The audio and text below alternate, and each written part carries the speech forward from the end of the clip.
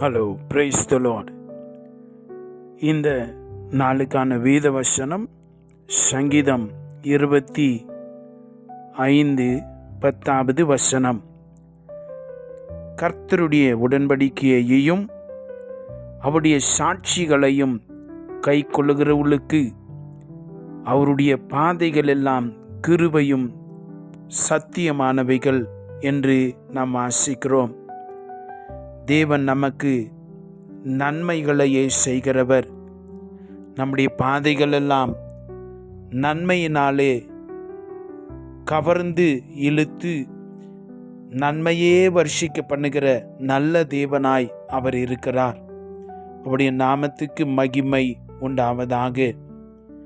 அவருடைய வழிகளை கை கொள்ளுகிறவர்களுக்கு, அந்த வார்த்தையை கை கொள்ளுகிறவர்களுக்கு, சத்தியமாகி அந்த வார்த்தையை ஆவியிலே அனுபவிக்கிறவர்களுக்கு அந்த சத்தியத்தை வேதம் சொல்லுகிறது.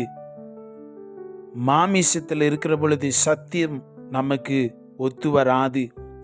ஒரு ஆவிக்குரியவனாய் நடக்கிற பொழுது அந்த சத்தியம் அவனுக்கு ஒரு பெரிதாய் தோன்றும். இந்த வார்த்தை ஆகிய கிறிஸ்துவினுடைய புதிய உடன்படிக்கை ஆகிய அந்த வார்த்தை அவருடைய சத்தியத்தை கை கொண்டு சாட்சியாய், அந்த வார்த்தை அவனுக்குள்ளே ஆவிலே பலன் கொண்டு அந்த உண்மைக்கு சாட்சியாய் வாழுகிற பொழுது, சத்தியத்துக்கு சாட்சியாய் நிற்கிற பொழுது தேவன் சொல்றாரு, அவர்களுடைய பாதைகள் எல்லாம் கிருபையும் சத்தியமானவைகளாய் இருக்கும் என்று சொல்லி தேவன் தம்முடைய மகிமையான நோக்கத்தை அவர் நிறைவேற்றுகிறவர்களாய் இருக்கிறார். சகேயு, உலகமெல்லாம் அவனை சொன்னது, ஊரெல்லாம் சொன்னது அவன் பாவி என்று சொல்லி. ஆனால் ஒருவேளை அவன் இயேசுப்பாவை பார்க்கறதுக்கு முன்னாடியே மனதில் யோசித்தானோ என்னவோ தெரியல. நான் இதுக்கப்புறம் என் வாழ்க்கையை நான் சரி செய்து கொள்ள வேண்டும், நான் தேவனுக்கு பயப்பட வேண்டும் என்று நினைத்தானோ என்னவோ தெரியல. சங்கீதம் 85:10 வாசிக்கிறோம், கிருபையும் சத்தியமும் ஒன்றை ஒன்று சந்திக்கும், நீதியும் சமாதானமும் ஒன்றை ஒன்று மொத்தம் செய்யும். அந்த கிருபையான தேவன் சத்தியம் நிறைந்தவராய், அந்த சத்தியத்து மேல ஒரு வாஞ்சை வந்தது பாருங்க. சகேயுக்கு நேரா அந்த மரத்து அடிக்கு போனார்.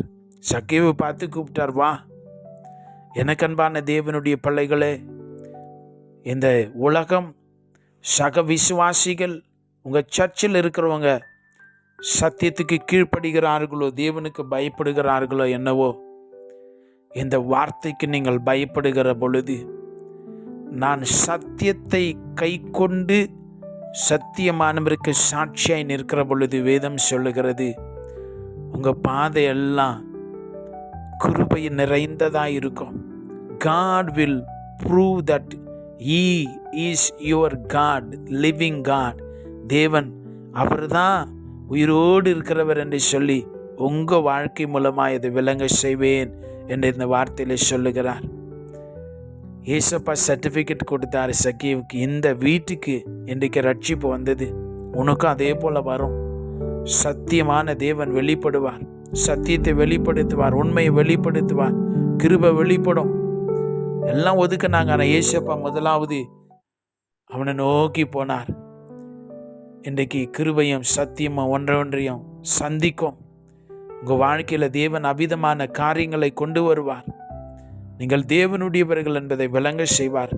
கவலைப்படாதிருங்கள். தேவனை மனதிலே அந்த சத்தியத்தை சுமந்து செல்லுங்கள். அந்த சத்தியத்தை பத்திரமாய் பாதுகாத்து கொள்ளுங்கள். அந்த சத்தியபரனாகிய தேவன், அந்த வார்த்தையாகிய தேவன் உங்கள் வாழ்க்கையில மகிமையானவைகளை செய்வார். ஜெபிக்கலாம். பரிசுத்தமான பிதாவே, உம்முடைய மகா பெரிய இரக்கங்களுக்காய் நன்றி சொல்லுகிறோம். நீர் எவ்வளவு தயவுள்ளவராய் எங்களுடைய பாதைகள் எல்லாம் நன்மையாய் மாற்றுகிறீரே. எங்கள் வாழ்வை எல்லாம் கிருபை பொருந்தினதாய், சத்தியத்தை நிரூபிக்கிறவராய் நீர் உயர்ந்திருக்கிறதுக்காய் ஸ்தோத்திரம். இப்பொழுது இந்த வார்த்தைகளை கேட்டுக்கொண்டிருக்கிற பிள்ளைகளுக்கு உம்முடைய கிருபையின் தயவையும் உம்முடைய சத்தியத்தினுடைய உறுதியையும் நீர் வெளிப்படுத்த வேண்டுமாய் நாங்கள் செபிக்கிறோம். உடைய வார்த்தைகள் மாறாது. வெளியேற பெற்ற இந்த வார்த்தைகளுக்காய் கோடி கோடி ஸ்தோத்திரம். உடைய பிள்ளைகளுடைய வாழ்விலே உடைய நன்மையானவர்களை காண உதவி செய்கிறதுக்காய் ஸ்தோத்திரம். இயேசுவின் நாமத்தில் செபிக்கிறோம் பிதாவே. ஆமேன். God bless you.